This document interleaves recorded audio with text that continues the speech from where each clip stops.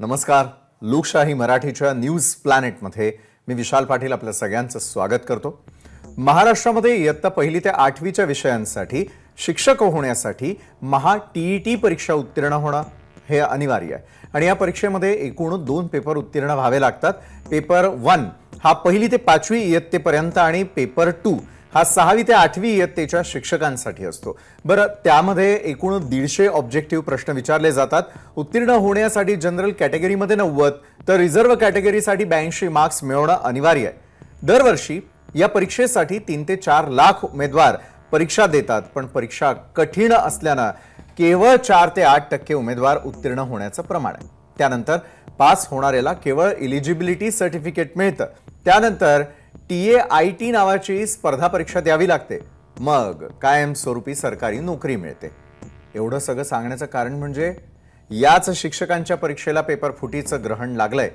तर दुसरा विषय म्हणजे IPS अधिकारी विश्वास नांगरे पाटील यांची नागपूरचे पोलीस आयुक्त म्हणून बदली होताच नवा वाद उद्भवला. सकल हिंदू समाजाच्या संमेलनामध्ये प्रमुख वक्ता म्हणून बोलताना त्यांनी राष्ट्रीय स्वयंसेवक संघाविषयी गौरवोद्गार काढल्याची चित्रफीत प्रसारित झालेली आहे आणि यावरून सर्व स्तरातून टीका होत असताना आत्ता महाराष्ट्र नवनिर्माण सेनेचे अध्यक्ष राज ठाकरेंनीही त्यांचा समाचार घेतलाय. त्यामुळे आता नव्या राजकीय वादाला तोंड फुटलंय. यासह दिवसभरातील इतर महत्त्वाच्या घडामोडी पाहणार आहोत आजच्या न्यूज प्लॅनेटमध्ये.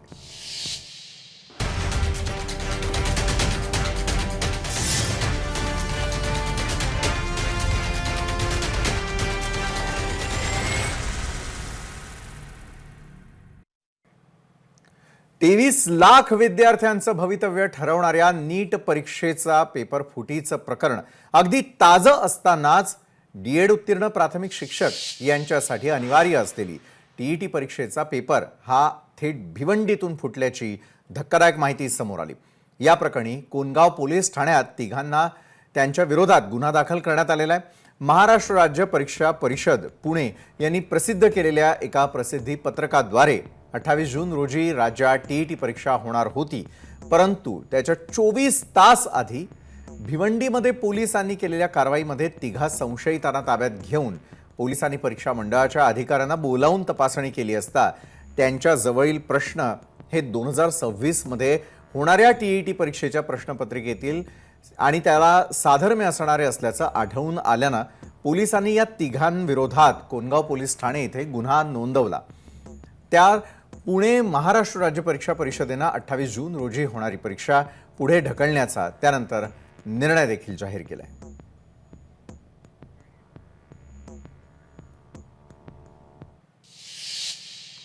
वरिष्ठांच्या मार्गदर्शनानुसार हा तपास चालू आहे. पुढील तपासासाठी विविध ठिकाणी आमचे तपास पथक रवाना झालेले आहे.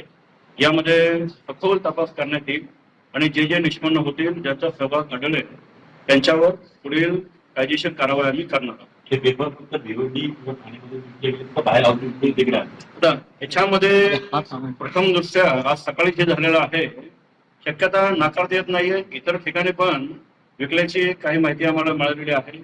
त्यामुळे मेन आरोपी पकडल्यानंतर या बऱ्याचशा गोष्टीचा खुलासा होईल. एक दिन कल को वो पेपर होने वाला था, एक दिन पहले पेपर रद्द किया जाता है, तो इससे तो इतना साबित हो गया, चाहे नेशनल लेवल हो चाहे स्टेट लेवल हो, बीजेपी की जो सरकार है वो एक भी पेपर इस देश में नहीं करवा पाती.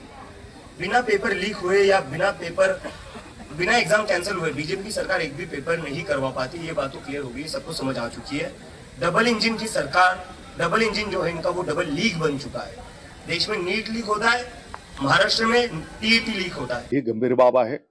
याची शासनाने गंभीरपणे नोंद घेतलेली आहे. माननीय मुख्यमंत्री महोदय, माननीय उपमुख्यमंत्री महोदयांनी पण याची गंभीर नोंद घेतलेली आहे. पोलीस प्रशासनाला त्याचा सखोल चौकशी करण्याचे आदेश त्या ठिकाणी देण्यात आलेले आहेत आणि या चौकशीतून जे काही समोर येईल त्या सर्वांवर त्या ठिकाणी कठोर कारवाई केली जाईल.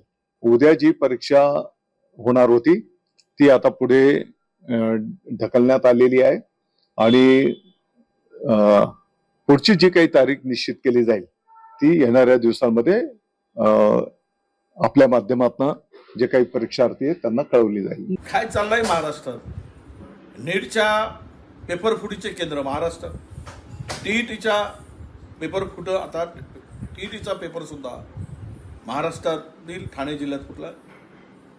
एकीकडे पोलीस भरतीचा पेपर ऑनलाईन तो सुद्धा पुणे जिल्ह्यामध्ये गोंधळ झाला आणि तो पेपर फुटल्याची माहिती आहे. मला कळत नाही की महाराष्ट्र सरकारला झालं तरी काय, टीईटीचा पेपर फुटतो कसा? म्हणजे सरकारला विद्यार्थ्यांच्या प्रती त्यांच्या भविष्याच्या संदर्भात काही देणं घेणं नाही. मला एवढंच म्हणायचंय की जिथे फोडाफोडीमध्ये सरकारमधली काही लोक व्यस्त आहेत तिथे विद्यार्थ्यांचा पेपर फुटल्याचं दुःख कोणालाही नसेल किंवा त्याकडे लक्ष द्यायलाही त्यांना वेळ नसेल अशीच परिस्थिती आज महाराष्ट्रामध्ये बघायला मिळते. पण तरुणांच्या भविष्याशी जो चाललेला खेळ आहे हा नक्कीच निषेधार्ह आहे.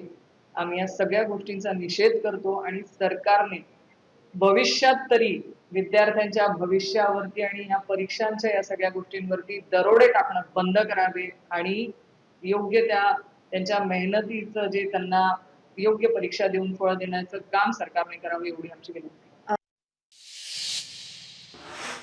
तर टीईटी पेपर फुटीमधील याच विषयावरती अधिक चर्चा करण्यासाठी बोलण्यासाठी आज आपण आमंत्रित केलेलं आहे शिक्षक आमदार किशोर दराडे यांना. शिक्षक आमदार ज्ञानेश्वर म्हात्रे देखील आपल्यासोबत आहेत. त्यानंतर अनिल बोरनारे आहेत जे अध्यक्ष आहेत शिक्षक महासंघ मुंबई आणि कोकणचे.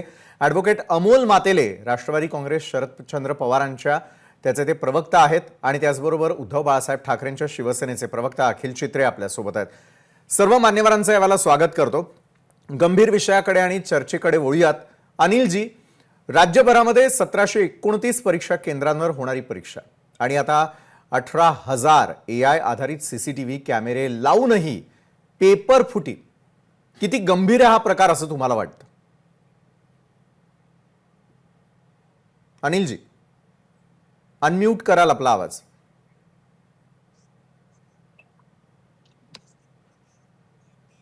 अनिलजी, तांत्रिक कारणामुळे तुमचा आवाज आमच्यापर्यंत यावेळेला पोहोचत नाहीये. मात्र अनिलजी, खरा हाच प्रश्न आहे की संपूर्ण राज्यभरामध्ये इतके परीक्षा केंद्र आहेत, त्यावरती 18,000 AI आधारित CCTV कॅमेरे लावूनही पेपर फुटी होते आणि याला किती गंभीरतेनं घेणं गरजेचं आहे. तुमचा आवाज आमच्यापर्यंत येत असेल तर आपलं उत्तर मला अपेक्षित आहे. बघता येतोय माझा आवाज? हो, आता येतोय, बोला. सर, वास्तविक बघता राज्यामध्ये या टीईटीच्या परीक्षेमध्ये कार्यरत असलेले जे शिक्षक आहेत, ते जे सेवेत शिक्षक आहेत, ते सुद्धा जवळपास 3 लाखाच्या वरती अपियर झालेले होते आणि त्यांना हा मोठा धक्का बसलेला आहे. बरोबर. वास्तविक पाहता सुप्रीम कोर्टाच्या एका निर्वाळ्याप्रमाणे देशभरातील 25 लाख शिक्षकांसाठी टीईटी अनिवार्य करण्यात आली. बरोबर.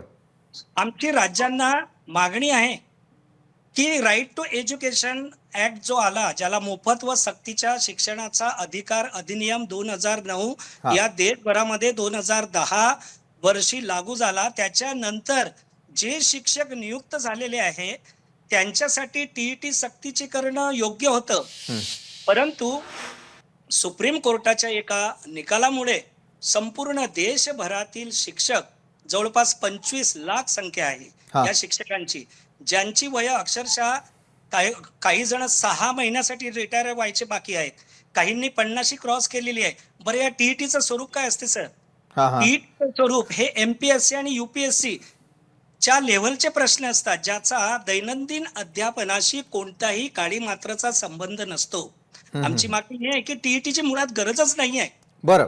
या राज्यातील शैक्षणिक गुणवत्ता वाढवण्यासाठी, शिक्षकांची गुणवत्ता वाढवण्यासाठी महाराष्ट्र जो गुणवत्तेमध्ये अगदी 10च्या वर गेलेला आहे, त्याला पुन्हा पहिल्या क्रमांकावर येण्यासाठी शिक्षकांचं सक्षमीकरण टीईटीच्या माध्यमातून नव्हे तर वेगवेगळ्या माध्यमातून करण्याची गरज आहे. त्याच्यामध्ये शिक्षकांचं ट्रेनिंग असेल, शिक्षकांसाठी शोध निबंध असतील, वेगवेगळे उपक्रम असतील, या माध्यमातून तुम्ही शिक्षकांना सक्षम करू शकता. सुप्रीम कोर्टाच्या या निकालामध्ये टीईटीची परीक्षा कशी असावी हे कुठेही म्हटलेलं नाही आहे. यावरती कर्नाटक आणि तेलंगणा या 2 राज्यांचं अत्यंत चांगलं उदाहरण आहे की या राज्यांनी याबाबत विचार करून की जे UPSC आणि MPSCच्या धर्तीवरचे प्रश्न आहे ते टाळून शिक्षकांचं सक्षमीकरण कसं होईल, या राज्यातील शिक्षणाची गुणवत्ता कशा प्रकारे वाढली जाईल याकडे लक्ष देऊन त्यांनी अनेक उपक्रम राबवले आहे. तशाच प्रकारे ही टीईटी कायमची रद्द करून शिक्षकांचं सक्षमीकरण, विद्यार्थ्यांचं सक्षमीकरण करून या राज्यातील गुणवत्ता वाढवण्याची गरज आहे. आज बरं आपण अनिलजी, बघतो तुम्ही म्हणता की की टीईटीची शिक्षकांना परीक्षाच रद्द फक्त करून एक टाकावी. मिनिट हा, पण अगदी अनिलजी कायमची रद्द करावी. कारण या टीईटीच्या प्रश्नपत्रिकेचं स्वरूप तुम्ही बघा, हा. याचा आणि दैनंदिन अध्यापनाचा काही संबंध येत नाही. बरं त्या मुद्द्याकडे मी येतोच ना. मात्र किशोरजी, काय झालेलं आहे की अनिलजींचं म्हणणं आहे की परीक्षाच रद्द करून टाकावी. एका बाजूला वाढती संख्या, त्यांच्यासाठी लागणाऱ्या नोकऱ्या, त्यासाठी शिक्षकांचे सुरू असलेले प्रयत्न, अनेक गोष्टी आपण एका वेळेला पाहतोय. मात्र किशोरजी, गेल्या 5 वर्षात आतापर्यंत 10 मोठ्या परीक्षांचे पेपर लीक झाले ना. राजस्थानमध्ये रीट, यूपी मध्ये पोलीस कॉन्स्टेबल भरती परीक्षा आणि नुकतंच नीट यूजी सारख्या मोठ्या परीक्षांमध्ये पेपर फुटीनं ही यंत्रणा काहीच शिकली नाही का? आणि तरी सुद्धा पेपर फुटीवरती आज आपण पुन्हा चर्चा करतोय. मुळामध्ये सरांचा जो मुद्दा आहे अतिशय बरोबर हा. आहे. टीईटी परीक्षा आता 2013 पासून शासनाने गृहीत धरलेली. पूर्वीचे जे शिक्षक लागले त्यावेळेस हा टीईटीचा काही संबंध नव्हता. बरं. ह्या टीईटीच्या एक्झामच्या वेळेस आता जर बघितलं तर आमच्या शिक्षकांनी रात्रंदिवस याचं टीएच्या अभ्यास केला, रात्रंदिवस अभ्यास केला. हा. त्यानंतर टीईटीची एक्झाम होणार म्हणून बरंच बिलोचं शिक्षकांना काम करावं लागलं. छोट्या माझ्या माता भगिनी होत्या, छोटे छोटे बाळ होते, त्यांना आजी आजोबाकडे ठेवलेले बरं. आणि एवढे कष्ट करून सुद्धा ही टीईटीची एक्झाम झाली नाही. त्याच्यामुळे महाराष्ट्रामध्ये खूप मोठा एक असंतोष निर्माण झालेला आहे.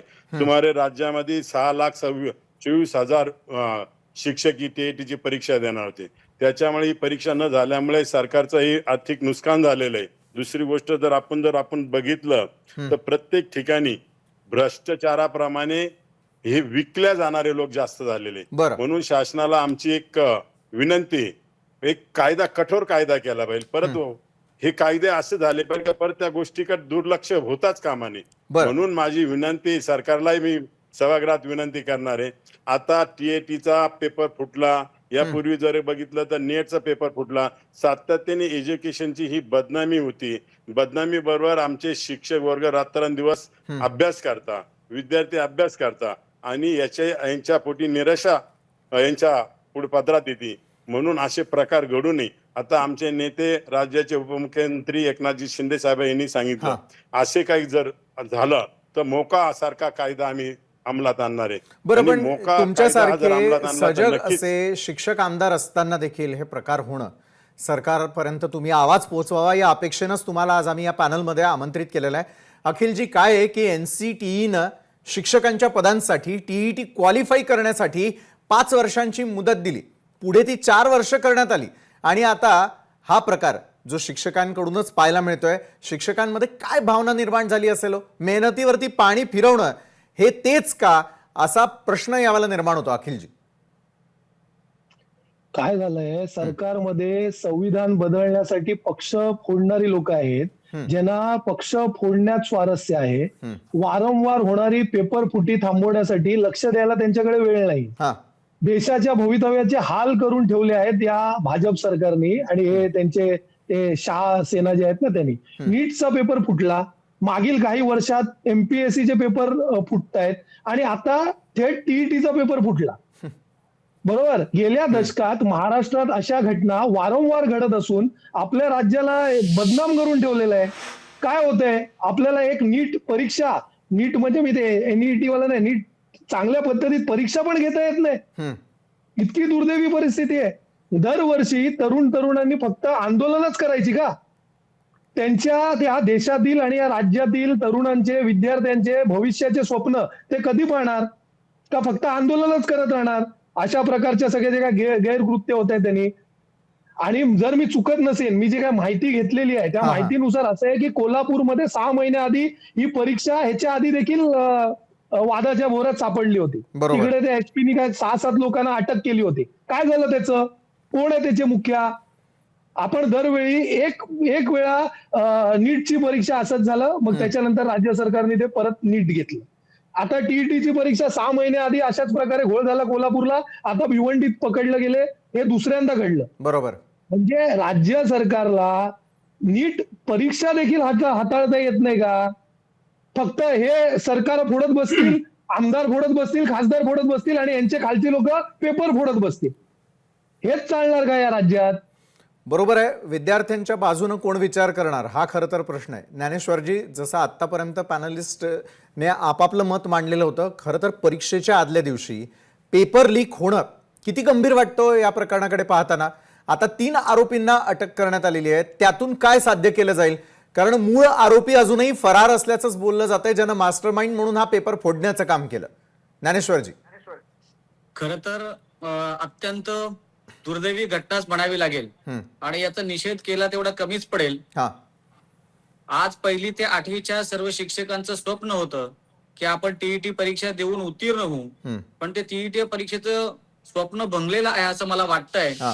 या संदर्भामध्ये ऑलरेडी शासनाने चांगल्या प्रकारची काळजी घेण्याचं ठरवलं होतं, परंतु काही विकृत लोक याला जाणून बुजून अशा प्रकारच्या कृत्यातून जे देशाचं भवितव्य घडवणारे आमचे शिक्षक आहेत त्यांच्या मेहनतीवरती कुठेतरी पाणी फेरण्याचं काम करताना या ठिकाणी दिसत आहे.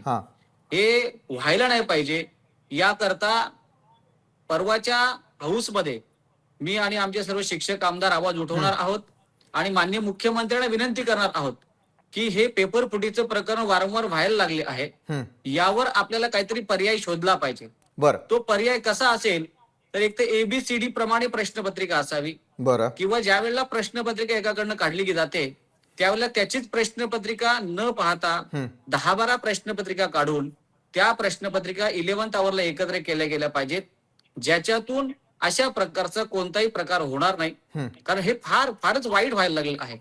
आज देशाचं भवितव्य घडवणारा आमचा शिक्षक, त्याची अवस्था आज पाहिली आपण. एक तर न्यायालयाने, सुप्रीम कोर्टाने जे सेवेत असलेले शिक्षक आहेत त्या सर्वांना टीईटी द्या असं म्हटलेलं आहे, पण आम्ही सर्व शिक्षक आमदार त्याच्या विरोधात आहोत. 2009ला RT चा कायदा आला, त्याच्या अगोदर शिक्षकांना काही स्वप्न नव्हतं पडलेलं की टीईटी द्यावी लागेल. महाराष्ट्र गव्हर्नमेंटने 2013ला टीईटीच्या परीक्षेच्या संदर्भात शासन आदेश काढला होता. आमच्या सर्वांचं म्हणणं आहे की या अगोदरच्या कोणत्याही शिक्षकाला टीईटी लागू नाही झाली पाहिजे आणि त्याचं टेन्शन घेऊन आज प्रत्येक शिक्षक टीईटीची परीक्षा देण्याकरता मोठ्या संख्येने उद्याच्या परीक्षेला प्रविष्ट होणार होते. परंतु आज ठाणे जिल्ह्यामध्येच नेमका भिवंडीमध्ये हा प्रकार उघडकीस आला आणि उघडकीस आल्यानंतर तातडीने शासनाने लक्ष घालून ती परीक्षा पुढे ढकलली आहे. यामुळं निश्चितच जे परीक्षार्थी विद्यार्थी आमचे जे होते त्यांच्या मनामध्ये खूपच असा संताप व्यक्त झालेला आहे. परंतु मी शासनाला विनंती करणार आहे की आपण यावर कठोरात कठोर कारवाई करावी आणि याला पर्याय शोधला गेला पाहिजे. बरोबर आहे. तज्ज्ञ मंडळी आहात तुम्ही सगळेजण, तुमच्याबरोबर चर्चा होणं गरजेचं आहे. Advocate Amol Matele, Maharashtra state examination काउन्सिलला पेपर लीकमुळे परीक्षा स्थगित करावी लागणं ही किती मोठी नामुष्की वाटते तुम्हाला? कारण इतक्या शिक्षकांनी तयारी केलेली होती, त्यातलं पास होणाऱ्यांचं प्रमाणही फार कमी आहे. खरं तरी पहिली क्वालिफाईंग एक्झाम आहे. या क्वालिफाईंग एक्झाम नंतर सुद्धा आणखी परीक्षांना सामोरं जावं लागतं. शिक्षक म्हणतात की अशा प्रकारच्या परीक्षाच आम्हाला नको आहेत, मात्र तरी देखील या परीक्षा घेतल्या जातात. मात्र त्याच्या सुरक्षिततेचं भवितव्य तुम्हाला काय वाटतं? ॲडव्होकेट अमोल मातेले. पहा, हे मुळातच हे सरकार जे आहे घोटाळेबाज आहे. प्रत्येक परीक्षेमध्ये घोटाळा करते. आपण जर पाहिलं असेल नीट परीक्षेमध्ये जवळ 22-23 लाख विद्यार्थ्यांचं नुकसान केलं. त्यानंतर CBSE बोर्डला जवळ 18 लाख विद्यार्थ्यांचं नुकसान केलं. आता टीईटीची परीक्षा, या अगोदर स्पर्धा परीक्षा असतील, पोलीस भरतीच्या परीक्षा असतील, अन्य परीक्षा म्हणजे मागच्या 10 ते 12 वर्षामध्ये फक्त पेपर फुटणे, पेपर फोडणे, सारथी बार्टीच्या स्कॉलरशिपच्या परीक्षेचे देखील पेपर फुटलेले आहेत. बरोबर. त्या परीक्षा आतापर्यंत 2-2, 3-3 वेळा परीक्षा घेतल्या गेलेल्या आहेत. म्हणजे सरकार परीक्षेचं जे व्यवस्थापन केलं जातं, सुरुवातीपासून प्रिंटिंग प्रेस पासून तर सेंटरवरचे पेपर पोहोचण्यापर्यंत ज्या पद्धतीने सुरक्षा दिली गेली पाहिजे त्या ठिकाणी मॅनेजमेंट केलं गेलं पाहिजे. कुठेही ते करताना दिसत नाही. पूर्णपणे अपोजिट आलेले आहेत. इथले सत्ताधारी पक्षाचे आमदार मोठ्या मोठ्या गप्पा मारतात, ते इथे गळे काढतात. परंतु हे सरकारमधले आमदार आहेत, यांनी त्या ठिकाणी आवाज उठवला पाहिजे. टीईटीचे शिक्षक जे आहेत, जवळजवळ 6 लाख विद्यार्थी परीक्षेला बसणार होते शिक्षक, आणि ह्या गेल्या महिन्यामध्ये मे महिन्याच्या सुट्टीमध्ये देखील त्यांना जनगणनेचं काम दिलं. काही आता 15 तारखेला शाळा सुरू होऊन काही शिक्षकांनी सुट्ट्या घेऊन स्पेशल ह्या परीक्षेचा अभ्यास केला गेला. आणि 24 तास पूर्वी तुम्ही पेपर परीक्षा रद्द करताय. म्हणजे मला यामध्ये संशय आहे यामध्ये 3 जे आरोपी पकडले गेले फक्त त्या राज्यांची नावं डिक्लेअर केलेली आहेत. ते आरोपी कुठले आहेत, त्यांचा पत्ता काय आहे, त्यांचा त्या परीक्षेशी संबंध काय आहे, कुठेही पोलिसांनी सांगितलेलं नाहीये. ही परीक्षा सरकारने जाणून बुजून रद्द केली हा संशय खरा निर्माण झालेला आहे. या ठिकाणी या मोठे मोठे गप्पा मार सत्ताधारी पक्षाचे आमदार यांनी विधान परिषदेमध्ये विधानसभेमध्ये आवाज उठवला पाहिजे. यांच्या सरकारमधले यांचे मंत्री आहेत, यांचे उपमुख्यमंत्री आहेत, यांचे मुख्यमंत्री आहेत, हे का आवाज उठवत नाही, ते का बोलत नाही? म्हणजे एका बाजूनी फक्त शिक्षकांच्या बाजूला आमचं प्रेम आहे असं दाखवायचं, पण कृती काही करायचं नाही. एक प्रकारे मग जर आवाज काढत असतील, त्यांचा आवाज तिथं कुठून तरी दाबला जातोय की काय, त्यांना बोलू दिलं जात नाही काय, किंवा त्यांचं ऐकलं जात नाही, मग ह्या आमदारांचा उपयोग काय? शिक्षक आमदारांकडूनच आपण उत्तर घेऊयात. हो, माझा त्यांच्यावर आरोप आहे. तुमच्या मतदारसंघामध्ये जे आता म्हात्रे सर बोलत होते, ते कुठून निवडून येतात? भिवंडी ह्या सगळ्या परिसरातून, रायगड जिल्ह्यातून निवडून येतात. त्या ठिकाणी पेपर फुटले, म्हणजे हे पेपर फुटले का जाणून फोडले गेले का दाखवलेले, हा खरा प्रश्न आहे. त्याच्यामध्ये अगदी 24 तास परीक्षेला असताना असे घोटाळेबाज, म्हणजे हे सरकार इतकं व्यस्त आहे, पक्ष फोडायचे, आमदार फोडायची, नेत्यांची घरं फोडायची, आता काही राहिले नगरसेवक फोडायचे, पेपर फोडायचे, म्हणजे इतकं घोषणाबाज मोठ्या मोठ्या घोषणा करायच्या, परंतु कोणतीही घोषणाची अंमलबजावणी करायची नाही. बरं, ज्ञानेश्वर म्हात्रेंना तुम्ही प्रश्न उपस्थित केलेला आहे. अमोल म्हात्रे जी उत्तर घेऊयात त्यांच्याकडून. ज्ञानेश्वर म्हात्रे, एका बाजूला विरोधकांकडून आता मागणी होऊ लागलेली आहे की शिक्षण मंत्र्यांनी राजीनामा द्यावा. धर्मेंद्र प्रधानांच्या बाबतीतही तेच झालं आणि आज महाराष्ट्रातल्या शिक्षण मंत्र्यांच्या बाबतीतही अशीच मागणी जोर धरताना दिसतेय. शिक्षकांनी अपेक्षा कोणाकडनं ठेवायच्या? आमदार म्हणून तुम्हाला त्या ठिकाणी त्यांचं नेतृत्व करण्याची संधी आहे, मात्र खरोखर सरकारपर्यंत शिक्षकांच्या समस्या पोहोचवल्या जातात का? ज्ञानेश्वर म्हात्रे. पहिली गोष्ट बिहार आणि हरियाणा या ठिकाणी या पेपर पिढीचं कुठचं रॅकेट निर्माण झालं होतं आणि ते भिवंडीमध्ये येणार हे लक्षात आल्यानंतर आमच्या पोलिसांनी त्या ठिकाणी त्यांना पकडले गेलेलं आहे. भिवंडीत पेपर फुटलेला नाहीये, भिवंडीमध्ये येणार हे प्रकरण त्याकडे उघडीस आणलेलं आहे. आणि या संदर्भात आम्ही शिक्षक आमदार म्हणून सोमवारी सभागृहामध्ये 100% बोलणार आहोत. एवढंच नाही तर माननीय मुख्यमंत्री महोदयांशी आम्ही चर्चा करणार आहोत की असे हे प्रकार जे होत आहेत, हे जे रॅकेट आहे, हे रॅकेट आपण शोधून आणलं पाहिजे, त्यांना समोर घेतलं पाहिजे, याच्यावर कडक कारवाई झाली पाहिजे. आम्ही गप्प बसणारे आमदार नाहीत. आम्ही जरी सत्तेतले आमदार असलो तरी शिक्षकांच्या भवितव्यासाठी निश्चितपणे बोलणार आणि आम्हाला पूर्ण विश्वास आहे की राज्याचे मुख्यमंत्री यावर लक्ष देतील, उपमुख्यमंत्री लक्ष देतील आणि कडक असे कारवाई करतील. आम्ही गप्प बसणारे. सोमवारी 100% आम्ही याविषयी बोलणार आहोत आणि सर्व शिक्षक आमदार त्या ठिकाणी माननीय मुख्यमंत्र्यांना भेटून तात्काळ यावर कारवाई कशी होईल यासाठी आमचा प्रयत्न राहणार आहे. बरोबर आहे. मात्र किशोर दराडेजी, शिक्षण क्षेत्रातही लागलेली अशी लागण कधी दूर होणार असं तुम्हाला वाटतं? आणि खरोखर शिक्षण मंत्र्यांच्या राजीनाम्यानं हे प्रश्न मिटतील हे वाटतं का तुम्हाला किशोरजी? नाही, मुळात शिक्षण मंत्र्यांचा यामध्ये काही दोष नाहीये. कोणते शिक्षण मंत्री असो, मुख्यमंत्री असते, गुन्हेगारांना असं काही सांगत नाही का पेपर फोडा तुम्ही आणि विद्यार्थ्यांचं नुकसान करा. ही लोकांची मानसिकता झालेली, म्हणजे मुळात त्यांची गुन्हेगारी प्रवृत्तीचे लोक असतात. आता वकील साहेबांनी सांगितलं का आमदारांनी आवाज उठवला. सातत्याने वकील साहेब, अमोलजी, आम्ही आमच्या हाऊस मध्ये तुम्ही जर बघितलं तर आम्ही साथी आमदार सातत्याने या प्रश्नावर भांडत असतो, नेहमी भांडत असतो. आणि आता ही परवा दिवशी आता योगायोगा अधिवेशन चालू आहे. परवा आम्ही सर्व साथी आमदार आम्ही सभागृहामध्ये आमची भूमिका मांडणार आहात. त्याच्यानंतर मुख्यमंत्री साहेबांना निवेदन देणार आहे, त्यांच्याही विनंती करणार आहे का कडक कायदे करा. ज्यापर्यंत कडक कायदा होणार नाही तोपर्यंत कायद्याची भीती वाटणार नाही. त्यासाठी कायदा करणं, कठोर कायदा करणं आता गरजेचं असं वाटायला लागलं. यापूर्वी असे कोणते प्रकार घडत नव्हते, पण हल्लीच्या प्रवृत्ती फार विचित्र झालेल्या आहे. आपण प्रत्येक एज्युकेशन फील्डमध्येच बघत नाही, प्रत्येक फील्डमध्ये जर बघितलं तर गुन्हेगारी प्रवृत्तीचे लोक जन्माला आलेले. त्याच्यासाठी काहीतरी आम्हाला सरकार म्हणून काहीतरी एक भूमिका बजून असे प्रकार घडणार नाही याच्यासाठी प्रयत्न करायला लागणार आहे. आणि चालू अधिवेशन मध्ये हे सर्व प्रश्न आम्ही प्रामुख्याने मांडणार आहे.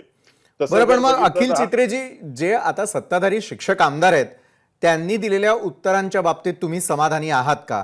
आज एका बाजूला ज्या वेळेला स्वतः शिक्षण मंत्र्यांच्या राजीनाम्याची मागणी देशभर जोर धरते, राज्यातही आता तीच मागणी होऊ लागलेली आहे, मात्र शिक्षकांना देखील आपण क्वालिफाय आहोत किंवा नाही यासाठी जर टीईटी सारख्या परीक्षा द्याव्या लागत असतील आणि परीक्षेच्या गुणवत्तेवरती त्याचबरोबर सुरक्षिततेवरती जर प्रश्नचिन्ह उपस्थित राहत असेल तर कसा समाज घडवतोय आपण, कोणते शिक्षक निवडून आणतोय आपण, आणि हे शिक्षक पुढच्या पिढीचं भवितव्य घडवणारे असणार आहेत. आता माझ्या आधी बोलणारे वक्ते मला वाटतं दराडे किशोरजी होते, किशोर दराडे. ते बरोबर बोललेत की काय आहे, पहिल्यासारखी परिस्थिती राहिलेली नाहीये. काय आहे, पहिल्या अशा प्रकारचे कृत्य घडत नव्हते. बरोबर आहे, राजकारणात पण पहिल्या अशा प्रकारचे कृत्य घडत नव्हते. जे काय आपण आता समाजाला प्रबोधन करतो सरकारच्या माध्यमातून, तशाच प्रकारचे कृत्य हे खाली देखील घडतं. असो, पण ते आता टीईटीच्या मुद्द्यावर येऊया. तिथे जवळपास 6 लाख विद्यार्थी या परीक्षेला बसणार होते. बरोबर. आता त्या 6 लाख विद्यार्थ्यांना आपण एक प्रेस नोट काढली, आपण ती प्रेस नोट वाचली असणार. त्या प्रेस नोट मध्ये काय लिहिलेलं आहे की अनिश्चित काळासाठी ते निवडणूक म्हणजे आपली परीक्षा पुढे ढकलण्यात आलेली आहे. आता त्याच्यामध्ये आणखीन एक घोळ करून ठेवलाय त्यांनी. हॉल तिकीट हा सेम चालणार की नाही चालणार हे पुढच्या आठवड्यात कळवतील. का? इतकी निर्णय क्षमता नाहीये काउन्सिलमध्ये? तुम्हाला माहित नाही की तुम्हाला काय करायचंय? कशा प्रकारचे लोक तिथे बसवलेले आहेत? आणि आपण सरकार म्हणून ह्याच्यावर गांभीर्याने काय पाहणार आहात की नाही? आता देखील मी म्हणालो की 6 महिन्याआधी टीईटीचीच परीक्षा कोल्हापूरमध्ये तिथल्या एसपीनी 6 लोकांना अटक केली. काय झालं? ते 6 लोक कोण होते? परराज्यातली लोक होती? काय होतं त्यांच्या मागे? कोण होतं? याची शहानिशा अजून झाली की नाही झाली? आणि परत एकदा आपण पाहतोय असाच प्रकार आज भिवंडीमध्ये परत दुसऱ्यांदा घडला. आणि जो पकडला गेला त्याचा मुख्य तो म्हणे बिहारचा आहे, हरियाणा कनेक्शन आहे, बिहार कनेक्शन आहे. मग आपण करतोय काय? सरकार म्हणून आपलं गांभीर्य आहे की नाही? आपण विद्यार्थ्यांप्रती किंवा इकडे होणाऱ्या परीक्षांप्रती आपण सिरियस आहोत की नाही? चला, राज्य सरकारचे इतर मंत्री वगैरे वेगळ्या सगळ्या तोडफोडच्या राजकारणात व्यस्त असतील, पण हे जे कोण शिक्षण काम करतात, शिक्षण मंत्री आहेत, हे काय करतात? यांचं दुसरं काम काय आहे? यांना कामं काय असतात? त्यांच्या खात्यावर लक्ष देणं ना, की सगळं सुरळीत चालू आहे की नाही, सगळं नीट होत आहे की नाही, विद्यार्थ्यांच्या न्याय हक्काला जपलं जात आहे की नाही. हे जे आपण शिक्षणच्या क्षेत्रातनं आमदार निवडून देतो ते काय करतात? अशा वेळेस येऊन मीडिया चॅनल समोर आपली हतबलता दाखवण्यासाठी की आम्ही आता मुख्यमंत्र्यांना सांगणार. ह्याच्या अगोदर काय करत होते? ज्ञानेश्वर मात्र उत्तर द्या अगदी पेपर थोडक्यात. फुटले ना, वारंवार एमपीएससीचे पेपर फुटले, नीटचे पेपर फुटले. अनिलजी येतोय तोपर्यंत आपल्याकडे. तुम्ही काय थांबले होता? ज्ञानेश्वरजी. अधिवेशन बघा, आज पेपर फुटेचं प्रकरण समोर आलेलं आहे आणि अधिवेशन सुरू आहे. आज अधिवेशनाला सुट्टी आहे, परंतु मी आता शिक्षण मंत्र्यांशी बोललेलो आहे. त्यांनी सुद्धा कडक कारवाई करण्याच्या संदर्भात सुरुवातच या ठिकाणी केलं आहे. आणि सोमवारी पुन्हा आमचा हाऊस सुरू होणार आहे आणि त्यावेळेला आम्ही आमचा हात्यावर उपासणारच ना. आम्ही त्यावेळेला मुख्यमंत्री महोदयांकडे बोलणारच आहोत आणि यापुढे जे काय होतंय असं काय ते होणार नाही याची काळजी घेण्यासाठी प्रयत्न केला जाणार आहे. यातून फक्त राजकारण करून आपल्याला चालणार नाही. शेवटी शिक्षकांचं भवितव्य आहे, ते भवितव्य आपल्या सर्वांना उज्ज्वल करण्यासाठी प्रयत्न करावा लागणार आहे. आणि अशा प्रकारच्या ज्या काही गोष्टी असतील त्याला आळा घालणं फार महत्वाचं आहे. त्याच्यावर उपाययोजना सुचवल्या गेल्या पाहिजेत. बरं, पण त्या उपाययोजना व्हाव्यात म्हणूनच शिक्षक आमदार त्या ठिकाणी असतात ना, शिक्षण मंत्री त्या ठिकाणी असतात. निश्चितपणे आम्ही सोमवारी या संदर्भात माननीय मुख्यमंत्र्यांना भेटून, शिक्षण मंत्र्यांना भेटून यावरती कशा प्रकारच्या उपाययोजना केल्या जातील आम्ही पूर्णपणे प्रयत्न करणार आहोत. आणि ज्या ज्या ठिकाणी अशा गोष्टी घडतील त्याला काय नवीन कमिटी तयार करून की अशा प्रकारचे पेपर फुटणारच नाहीत, मग तो नीटचा असो, टीईटी असो किंवा अन्य कोणत्या परीक्षेचा असो, त्यावरती काहीतरी उपाययोजना केली गेली पाहिजे. याकरता आता या 6 लाख लोक जे परीक्षेला बसणार होते, जे 6 लाख विद्यार्थी बसणार होते परीक्षेला, त्यांच्यासाठी काय उत्तर आहे? या आमदार साहेबांकडे त्यांच्यासाठी काय उत्तर आहे? की आम्ही समिती बसवणार, आम्ही सरकारकडे मागणी करणार. हाऊस चालू नव्हतं म्हणून आम्ही काय केलं नाही. म्हणजे हाऊस चालू नसतं तेव्हा विद्यार्थ्यांसाठी आवाज उठवता येत नाही, प्रश्न उचलता येत नाही, आंदोलन करता येत नाही, सरकारला जाब विचारता येत नाही. फक्त हाऊस चालू असेल तेव्हाच करता येतं. एक नवलच काहीतरी ऐकतोय मी. नाही, बरोबर आहे. मात्र अनिल बोरनारेजी, मला सांगा, शिक्षक आमदारांनी दिलेली उत्तरं तुम्हाला पटतायत का? दुसरीकडे राजकीय पक्षांनी आणि त्यांच्या प्रतिनिधींनी प्रश्न देखील उपस्थित केले. मात्र मला एक विचारायचं आहे की परीक्षा यंत्रणांमध्ये आपण बदल कधी करणार आहोत? मागे जे झालं त्याचीच री पुढे ओढली जाते अक्षरशः. म्हणजे आपण जर उपाययोजना करत असू तर त्यांना देण्यात आलेलं हे चॅलेंज म्हणावं लागेल की 24 तास आधी ही परीक्षा रद्द करण्याची वेळ सरकारवर येते, नामुष्की ओढावली जाते. अनिल बोरनारे. सर, मी चर्चेच्या सुरुवातीलाच अगदी सांगितलं की मुळामध्ये आपण काय करतोय या चर्चेमध्ये आग रामेश्वरी आणि बंब सोमेश्वरी. आज पूर्ण या चर्चेतला विषय डायव्हर्ट होतोय. कसा? मुळात या टीईटी परीक्षेची गरज आहे की नाही हे आमच्या सगळ्या शिक्षक आमदारांना माहिती आहे, पदवीधर आमदारांना माहिती आहे. आज महाराष्ट्रामध्ये 7 शिक्षक आमदार आहे, 7 पदवीधर आमदार आहे. वारंवार या शिक्षक आमदारांनी, पदवीधर आमदारांनी सुद्धा मागणी केलेली आहे, परंतु मागणी करून फायदा नाही. सरकार सोबत, शासकीय यंत्रणांसोबत बसून हा प्रश्न मार्गी काढण्याची गरज आहे. आज मुळाशी ज्याचा खडू आणि फळ्याशी संबंध आहे असा मी एक कार्यरत शिक्षक आहे, एक मुख्याध्यापक आहे, म्हणून मी तळमळीने हे मुद्दे मांडतोय. आज शिक्षकांच्या माथ्यावरती अशैक्षणिक कामाचा एवढा डोंगर आहे की त्याला वरमान करायला जागा नाही आहे, तरी सुद्धा त्यांनी या टीईटीची गरज नसताना देखील तयारी केलेली आहे. केवळ परीक्षा घ्यायच्या, परंतु त्याला पर्याय, या परीक्षांना पर्याय आहे. जो पर्याय मी चर्चेच्या सुरुवातीला सांगितला की प्रकल्पाच्या माध्यमातून आमचे वेगवेगळे ट्रेनिंग असतात सर. मुद्द्यांचं मी रिपिटेशन करत नाही, परंतु विधिमंडळ हे केवळ प्रश्न मांडण्याचं नव्हे, तर ते मांडून, प्रभावीपणे मांडून ते प्रश्न सोडवण्याची गरज आहे. आज आझाद मैदानामध्ये सर तुम्ही जाऊन बघा, शासनाचा एकही पैसा न घेता अनेक शिक्षक विना अनुदानित शाळांमध्ये काम करतायत. आंदोलनाची सेंचुरी झालेली आहे, परंतु सरकार कुठलंही असो या मागण्यांवरती अजूनही हा प्रश्न सोडलेला नाहीये. अनुदानावरती म्हणजे 100च्या वर आंदोलनं झाली. याच्यामध्ये स्वतः म्हात्रे सर पण होते, दराडे सर पण होते. सातत्याने आम्ही लढतोय, परंतु या प्रश्नांकडे सुद्धा लक्ष दिलं जात नाही आहे. आणि याच्यामुळेच आपली जी गुणवत्ता आहे ही गुणवत्ता खालावते की काय असा प्रश्न या ठिकाणी निर्माण झालेला आहे. बरोबर आहे, गुणवत्तेवरतीच आपण चर्चा करतोय. ॲडव्होकेट अमोल मातेले, पुढचा प्रश्न तुमच्यासाठी आहे की एका बाजूला सर्व शिक्षकांना मान्य असेल की अशा प्रकारच्या परीक्षा, त्यासाठी असलेली यंत्रणा आणि मुळात ही परीक्षा घ्यावी की न घ्यावी यावरून सुरू झालेला हा वाद आहे. मात्र शिक्षकांकडे सातत्यानं दुर्लक्ष होतं, त्यांच्या मागण्यांकडे दुर्लक्ष होतं.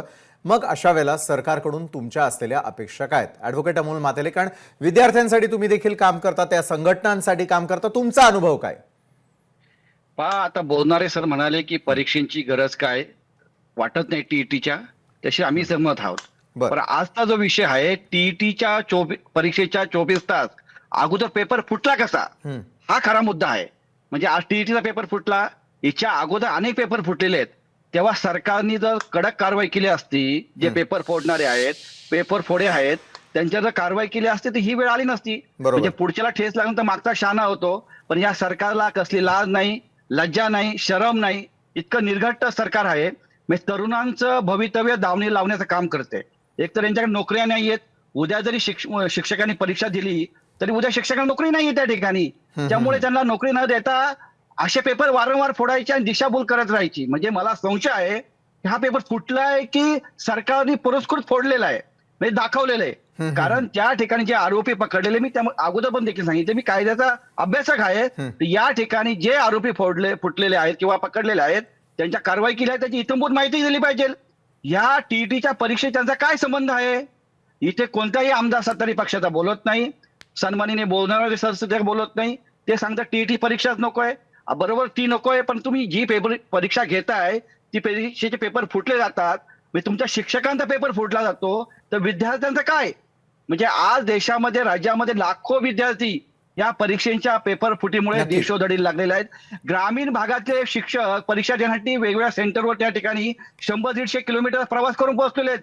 हॉटेलला काही काही ठिकाणी राहिलेले. याचा जाण्या येण्याचा वेळ, खर्च, मानसिक त्रास कोण याचा भरून देणार? याची भरपाई कोण करणार? या सरकारला जाग आणण्यासाठी आमदारांनी कडक आवाज उठवला पाहिजे. फक्त विधान परिषद जातात, तिथे वाकून नमस्कार करतात. वाकून नमस्कार करून चालणार नाही. यांनी त्या ठिकाणी सरकारची जर त्यांना खरंच शिक्षण तळमळ असेल तर त्यांनी त्या ठिकाणी आवाज उठवला पाहिजे. गोड गोड बोला, आपल्याला माहित नाही केबिन मध्ये जाऊन काय गप्पा मारून येतात ते आणि बाहेर येऊन छाती बघून सांगतात. परंतु यांनी जर आवाज उठवला असता तर आज ही टीईटीची परीक्षा फुटली नसती. हा माझा गंभीर आरोप आहे यांच्या. बरोबर आहे, या आरोपांचं उत्तर आपण घेणार आहोतच. वेळ आपल्याकडे फार कमी आहे आणि सर्वांकडे मला जायचं आहे. अगदी काही सेकंदात प्रत्येकाकडून एका वाक्यात उत्तर मला अपेक्षित आहे. पेपरची किंमत विक्रीसाठी जर 1.5 कोटी रुपये ठरवण्यात आलेली होती, त्याचबरोबर जसं ॲडव्होकेट अमोल मातेले म्हणालेत की अनेक शिक्षक हे आपलं गाव वगैरे सोडून त्या केंद्रांपर्यंत पोहोचण्यासाठी विविध ठिकाणी येत असतील आणि काही प्रेक्षक यावेळेला कमेंटही करतायत की अनेक शिक्षकांनी परीक्षेला क्वालिफाय होण्यासाठी किंवा त्यासाठी भरणारी जी फी आहे या सगळ्या पैशाचा हिशोब कोण आणि कसं देणार? एकेका वाक्यात मला उत्तर अपेक्षित आहे की या यंत्रणेला कोण सुधारणार? किशोरजी, तुमच्यापासून सुरुवात करतो. एका वाक्यात किशोरजी. नाही, मुळात आता सरकारला तर आम्ही ही विनंती करणार आहे, डबल फी आकारू नये. मुळात आमच्या शिक्षकांची काहीच चुकी नाही, त्याच्यामुळे डबल फी लागणार नाही. त्या फी मध्येच परीक्षा अपेर करता येईल. तुम्ही अशी दुसरी थाटूमाट उत्तर महत्वाची देऊ गोष्ट, नका. दराडे सर, तुम्ही सरकार मधले आमदार आहात, तुम्ही असं कसं बोलू शकता की आम्ही परीक्षेची फी घेणार नाही? आणि परीक्षा तुम्ही रद्द केलेली आहे. तुम्हाला फी घेण्याचा नैतिक अधिकार कोणी दिलेला आहे? त्याच्यामुळे तुम्ही थाटूमाट उत्तर देऊ नका. मुळामध्ये TET परीक्षेचे पेपर वकील कसे साहेब, फुटले, ते संबंधित अधिकारी कोण आहे, किशोरजी बोला. त्यांच्यावर तुम्ही कारवाई करणार का? वारंवार अशा घटना घडतात. संबंधित यंत्रणा या संदर्भामध्ये तुम्हाला वकील सगळं माहिती साहेब, असतं, पण तुम्ही संबंधित बोलत नाही. यंत्रणा या संदर्भामध्ये चौकशी करते. SIT नेमलेली, SITचा रिपोर्ट आपल्या समोर येणार आहे. वरिष्ठ अधिकारी मार्फत ही चौकशी घटित केलेली आहे. आपल्या सर, समोर पेपर सगळं फुटून निदर्शनात गेला. येणार तुमचं आहे. SIT report येऊन काय करणार? गुन्हेगारीला तुम्ही परीक्षा रद्द करणार गुन्हेगाराला का कायमची? सरकार नसतं, तुमच्याकडे या प्रश्नाचं उत्तर गुन्हेगाराची आहे का? पण प्रवृत्ती खर्च असते. झालेला वेळ आणि पैसा याची भरपाई कोण करणार? अखिलजी, थोडक्यात. काय आहे, राम मंदिरच्या चोरीपासनं ते पेपर फुटीपर्यंत प्रत्येक गोष्टीत हे सरकार केंद्रात असो किंवा राज्यात असो त्यांना SIT शिवाय दुसरं काय सुचत नाही. आता आपण फॅक्ट्स जरा आपण घेतले पाहिजेत की काय, जसं आता अमोलजींनी, माझ्या मित्रांनी ह्याच्या आधी सांगितलं, फक्त त्याला जोडून एक सांगतो. आपल्याकडे नोकऱ्या उपलब्ध किती आहेत? 80,000. परीक्षेला बसणार किती लोक होते? लाखो. 6 लाख. 6 लाख. 4,25,000 अधिक सेकंड पेपर 6 लाख. ठीक आहे. आणि ते कोर्टाने आदेश द्यायच्या आधी पवित्र ऍप मध्ये जे एलिजिबल झाले होते ते होते 2 लाख. बरोबर. तर आपण 2 लाख जरी पकडले तरी नोकऱ्या त्याच्या समोर उपलब्ध किती आहेत? तर 80,000. म्हणून हे जे काही सगळं खेळ चालू आहे ना, हे फक्त वेळ काढूपणा करण्यासाठी चालू आहे. माझं असं ठाम मत आहे आणि माझा असा आरोप देखील आहे की हे जाणून बुजून अशा प्रकारचे पेपर फुटी आणि अशा प्रकारचे विलंब या परीक्षा घेण्यासाठी हे सरकार पुरस्कृतच केलं जातं. गंभीर आरोप आहे. अनिलजी बोला थोडक्यात. सर, सरकार कुठल्याही राजकीय पक्षाचं असेल मला माहिती नाही, कारण यापूर्वी देखील पेपर फुटीचे प्रकरण हे घडलेले आहेत. या सरकारमध्ये झालेलं नाही, तर यापूर्वीच्या म्हणजे स्वातंत्र्यानंतर अनेक वेळा पेपर फुटी झालेली आहे, सगळ्या मीडियाला माहितीच आहे. परंतु तरी सुद्धा आज आपण माहिती आणि तंत्रज्ञान परीक्षेची 2 वेळा झालेली नाहीये. सर, एकाच माझं जरा परीक्षेची पूर्ण 2 होऊ वेळा द्या. झालेली नाहीये. AI च्या माध्यमातून आपण जर ऑनलाईन परीक्षा घेतली, ऑनलाईन परीक्षेच्या माध्यमातून ही परीक्षा आपण पारदर्शक स्वरूपामध्ये घेऊ शकतो. आज अनेक मल्टीनॅशनल कंपन्यांमध्ये जे HR असतात, जे वायवा घेतात आणि त्याच्यामध्ये पूर्ण ट्रान्सपरन्सी असते. तर सरकार, शासन, लोकप्रतिनिधी, शिक्षण तज्ञ या सगळ्यांनी एकत्र येऊन या संदर्भामध्ये विचार करण्याची गरज आहे ज्ञानेश्वरजी, असं अगदी मला थोडक्यामध्ये, वेळ संपत आली. आम्ही शिक्षक आमदार नेहमीच विद्यार्थी आणि शिक्षकांच्या बाजूने असतो. मगाशी अमोलजी म्हणाले की आमदार आतमध्ये जाऊन काय बोलतात. साहेब, आपल्याला विनंती आहे की आजपर्यंत शिक्षकांना न्याय देण्यासाठी, विद्यार्थ्यांच्या प्रश्नासाठी आम्ही सातत्याने भांडलो आहोत. आज ही घडलेली घटना ही काही नाचक्य लोकांच्यामुळे घडलेली आहे. त्यांना कठोर कारवाई त्यांच्यावर झालीच पाहिजे. पण आम्ही शिक्षक आमदार म्हणून कधी गप्प बसणार नाही. राजकारण न करता आज आमच्या विद्यार्थ्याचा शिक्षक जे भंडारे आमचे शिक्षक होते त्यांच्या TETचा आज अनमोल वेळ वाया गेला आहे. निश्चितपणे ते भरून काढण्याकरता शासनाला लवकरात लवकर TET परीक्षा आपण घ्यायला लावू आणि ज्यांनी कोणी हे कृत्य केले त्यांच्यावर कठोर कारवाई केली जाणार आहे. अशा प्रकारची मागणी करू की पुन्हा भविष्यामध्ये हे घडलं नाही पाहिजे. बरोबर आहे. अपेक्षा एवढी साधी आहे की वाया गेलेला पैसा आणि वाया गेलेला वेळ याची भरपाई कोण करून देणार? धन्यवाद. किशोर दराडे, ज्ञानेश्वर म्हात्रे, अनिल बोरनारे, ॲडव्होकेट अमोल मातेले आणि अखिल चित्रे, तुम्ही या चर्चासत्रात आमच्यासोबत जोडला गेलात आणि सविस्तर चर्चा केलीत. त्यासाठी धडक कार्यपद्धती आणि वक्तृत्व कलेसाठी महाराष्ट्रात प्रसिद्ध असलेले ज्येष्ठ IPS अधिकारी विश्वास नांगरे पाटील यांची नागपूरचे पोलीस आयुक्त म्हणून बदली होताच नवीन वाद उद्भवला. सकल हिंदू समाजाच्या संमेलनामध्ये प्रमुख वक्ता म्हणून बोलत असताना त्यांनी राष्ट्रीय स्वयंसेवक संघाविषयी गौरवोद्गार काढल्याची चित्रफीत प्रसारित झाली. व्हिडिओ व्हायरल झाला. यावरून सर्व स्तरातून टीका होत असताना आत्ता मात्र महाराष्ट्र नवनिर्माण सेनेचे अध्यक्ष राज ठाकरेंनीही त्यांचा समाचार घेतलेला आहे. त्यामुळे आता नव्या राजकीय वादाला खरं तर या निमित्तानं तोंड फुटलेलं आहे. आणि याच महत्त्वाच्या विषयावरती अधिक चर्चा करण्यासाठी आपल्या सोबत आपण आमंत्रित केलेलं आहे. काही मान्यवरांना त्यांची ओळख करून देण्याआधी या संदर्भातली प्रतिक्रिया पाहूयात. जीवन में शिस्त है, ऐसे स्वयंसेवकों का संगठन राष्ट्रीय स्वयंसेवक संघ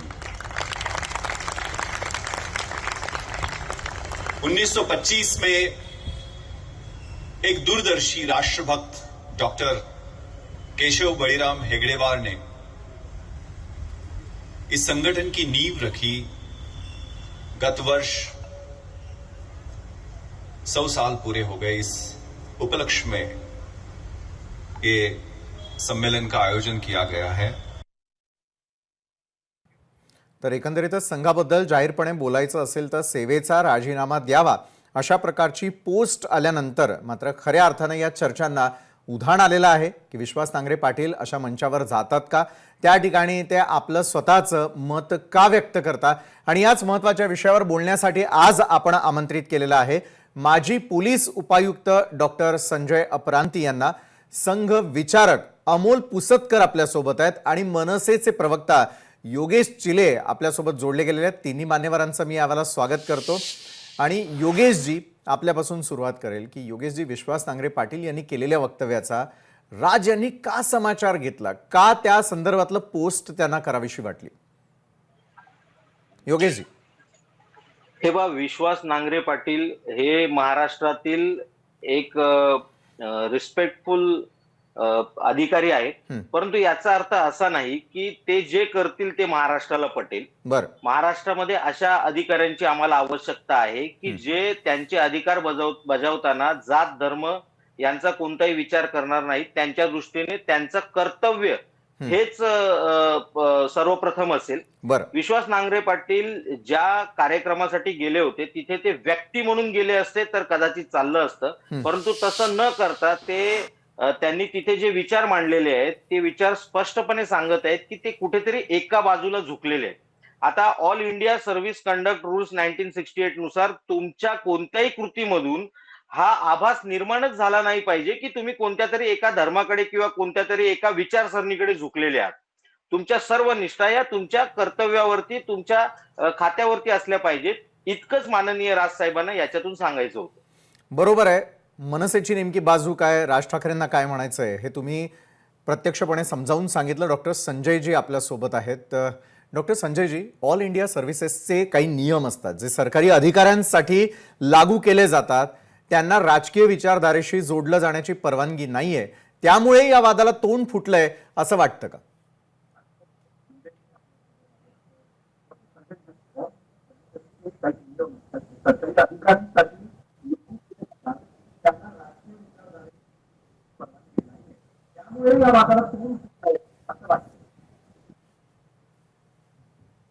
डॉक्टर, मी आपल्याकडे पुन्हा एकदा येईल. तांत्रिक अडचणीमुळे तुमचा आवाज आमच्यापर्यंत येत नाहीये. अमोलजींकडे जातोय याला. अमोलजी, मनसे प्रमुख राज ठाकरेंच्या या वक्तव्याकडे संघ विचारक म्हणून तुम्ही कसं पाहता? काय तुमचं मत आहे याविषयी?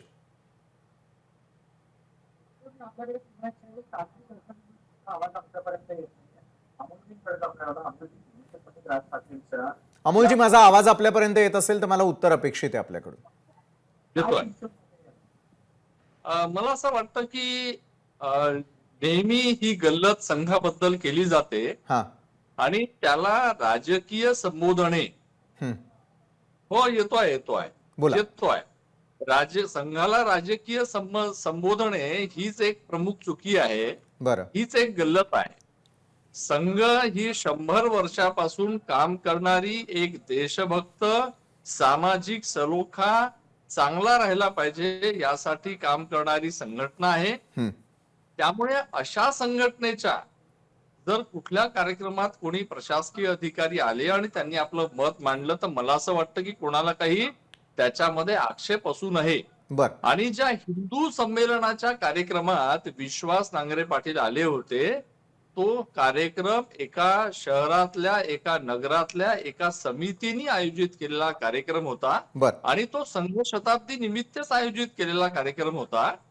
या कार्यक्रमात त्यांनी जे 2 वाक्य मी आता वारंवार व्हिडिओमध्ये ऐकले आहे की डॉक्टर हेडगेवारांचा उल्लेख त्यांनी एक राष्ट्रभक्त म्हणून केला. हा तर ज्याला इतिहासाचं नॉलेज आहे, ज्ञान आहे, त्याला माहिती आहे की डॉक्टर हेडगेवार स्वातंत्र्याच्या संग्रामामध्ये 1930च्या जंगल सत्याग्रहामध्ये त्यांना तुरुंगवास झालेला होता. बरं. त्यामुळे त्यांचं हे विधान काही चुकीचं नाही आहे. दुसरं जे त्यांचं विधान आहे की संघ हा शिस्तीकरता प्रसिद्ध आहे, संघाचे स्वयंसेवक शिस्तबद्ध असतात, तर हेही विधान काही चूक नाही आहे. आणि पोलिसांचं जे काम आहे ते लॉ अँड ऑर्डर मेंटेन करण्याचं काम असते. त्यामुळे संघ समाज शिस्तबद्ध झाला पाहिजे, समाजामध्ये देशभक्ती राहिली पाहिजे, हे तर पोलिसांना सुद्धा वाटतं. त्यामुळे हा त्यांच्या खाकीचा रंग हा देशभक्तीचा रंग जर असेल आणि खाकीचा रंग हा शिस्तीचा रंग आहे आणि तोच रंग जर संघामध्ये पण असेल तर मला असं वाटतं की कोणाला त्याच्यामध्ये काही वावगं वाटू नये. माझं हे सांगणं आहे की विश्वास नांगरे पाटीलांसारखे अनेकानेक लोक संघाच्या जवळ येतात, संघाच्या मंचावर येतात, आपले विचार मांडतात आणि कुठल्याही जाती धर्माबद्दल संघ कधीही द्वेष निर्माण करण्याचं काम करत नाही. संघाचा राजकीय असा कुठलाही सहभाग कधी राहत नाही. त्यामुळे जर असा कुठला अधिकारी आला तर त्याच्या कोणत्याही सेवा नियमांचं सुद्धा उल्लंघन झालं असेल असं सुद्धा मला वाटत नाही. परंतु हा निर्णय सरकारने घ्यायचा आहे, उल्लंघन झालं की नाही झालं, आणि प्रत्येकाला त्याचे विचार व्यक्त करण्याचा अधिकार आहे. मला वाटतं की विश्वास नांगरे पाटलांना सुद्धा तो दिला पाहिजे. बरोबर आहे अमोलजी. मात्र योगेशजींना पुढचा प्रश्न. योगेशजी, राज ठाकरेंच्या पोस्टमध्ये भरवली गेलेली संमेलनं राजकीय असल्याचं भासवलं जातं, याचा अर्थ काय अभिप्रेत आहे नेमका? नाही, आता संघाचे जे प्रवक्ते आहेत त्यांचं मी ऐकलं. हा प्रकार म्हणजे खरं तर ताकाला जाऊन भांड लपवण्याचा प्रकार आहे. मध्यंतरी भारतीय जनता पक्षाचे अध्यक्ष देताना संघाची परवानगी आहे का अशा बातम्या माध्यमांमध्ये झळकत होत्या. त्या काय विनाकारण झळकत होत्या का संघ प्रत्येक वेळी स्वतःची भाजपाबरोबर असलेली जवळीक लपवत असते आम्हाला कळत नाही. मूर्ख आहे का भारतीय जनता, ज्यांना माहिती नाहीये संघामध्ये जे काम करतायत त्यांनाच पुढे भारतीय जनता पक्षामध्ये स्थान दिलं जातं आणि आज भारतीय जनता पक्ष हे संपूर्णपणे संघाच्या मार्गदर्शनाखाली काम करते. त्यामुळे विश्वास नांगरे पाटील तिथे गेले आणि ते ज्यावेळी संघाबद्दल बोलतात त्यावेळी ते स्पष्टपणे कोणत्या विचारसरणीला सहाय्य करतायत हे कळतं. आता एखादा समजा दुसरा व्यक्ती जो त्या विचारसरणीला मानत नाही, तो व्यक्ती जर विश्वास नांगरे पाटील यांच्याकडे एखादं काम घेऊन गेला, एखाद्या गुन्ह्यासंदर्भात गेला, तर त्याने काय अपेक्षा करायची त्यांच्याकडून? त्यामुळे हा पक्षपातीपणा हा अधिकाऱ्यांकडून दिसता कामा नये. आता त्या all India service conduct rules 1968 मध्ये 2 कलम आहेत जी स्पष्ट सांगतायत की अशा पद्धतीने आभास निर्माण होईल असं सुद्धा तुम्हाला वागायचं नाही. याचा निर्णय एखादी चौकशी समिती नेमा, ती याचा निर्णय देईल. बरं योगेशजी, ज्या नियमाबद्दल तुम्ही बोलताय तोच प्रश्न मी डॉक्टर संजयजी यांच्याकडून उत्तर अपेक्षित आहे मला. डॉक्टर संजयजी, ऑल इंडिया सर्व्हिसेसचे काही नियम आहेत सरकारी अधिकाऱ्यांसाठी बनवलेले, त्यांना राजकीय विचारधारेशी जोडलं जाण्याची परवानगी नसल्याचं देखील म्हटलं जातं. त्यामुळेच या वादाला तोंड फुटलं असं तुम्हाला वाटतं का डॉक्टर? हो, अगदी बरोबर आहे. आणि विश्वास नांगरे पाटील यांनी अक्षम्य गुन्हा केलेला आहे. त्यांना अशा प्रकारचं वक्तव्य करण्याचा कोणताही अधिकार नाही. नैतिक बाजूला ठेवूया आपण, परंतु नियमामध्ये सुद्धा त्यांना कोणताही अधिकार नाही. आम्ही पण 25-30 वर्ष नोकरी केली, त्या काळामध्ये आम्हाला काही निमंत्रणं आली नसतील असं नाहीये, परंतु ती निमंत्रणं योग्य पद्धतीने अतिशय समजूतदार पद्धतीने नाकारणं हे तुमच्या परिपक्वतेचं लक्षण आहे. ती परिपक्वता विश्वास नांगरे पाटील यांनी अजिबात दाखवलेली नाही. मुळात सकल हिंदू समाज या संघटनेने जे काही कार्यक्रम आयोजित केले होते त्यामध्ये त्यांच्यावरती सुप्रीम कोर्टाने ताशेरे ओढलेले आहेत की हेट स्पीचचे 19 गुन्हे त्यांच्यावरती दाखल करण्यात आले. इतक्या प्रकारचं हेट्रेड जी संघटना समाजामध्ये निर्माण करते, अशा संघटनेच्या कार्यक्रमामध्ये जाणं, ज्यांचं बॅकग्राऊंड RSSचं आहे, जी जगभरात प्रसिद्ध असलेली फॅसिस्ट ऑर्गनायझेशन आहे, आणि तिथे त्यांचं जिथे हेडक्वार्टर आहे त्या याच्यामध्ये नागपूरमध्ये, तिथे आपण चार्ज घेण्याच्या अगोदर आपण काय निरोप देत आहोत, तुम्ही काय करणार आहात, म्हणजे तुमची लॉयल्टी, तुम्ही डेडिकेटेड सरकारशी आहात की देशाशी आहात, जनतेशी आहात, लोकशाहीचे सगळ्यात महत्वाचे अग्रदूत आहात तुम्ही. अशा वेळी तुम्ही अशा प्रकारच्या संघटनेच्या मंचकावरती जाऊन वक्तव्य करणं हे माझ्यासाठी अत्यंत अभद्र कृत्य त्यांच्याकडून झालेलं आहे आणि त्यांना नागपूरची त्यांची पोस्टिंग तातडीने रद्द करण्यात यावी असं माझं स्पष्ट मत आहे. नक्कीच. धन्यवाद डॉक्टर संजय अपरांती, अमोल पुसतकर आणि योगेश चिले. तुम्ही या चर्चासत्रात आमच्यासोबत जोडला गेलात आणि या संदर्भातली सविस्तर चर्चा केलीत त्यासाठी. आजच्या न्यूज प्लॅनेटमध्ये आत्ता वेळ झालेली आहे इथंच थांबण्याची. ताज्या घडामोडींसाठी पाहायला विसरू नका लोकशाही मराठी.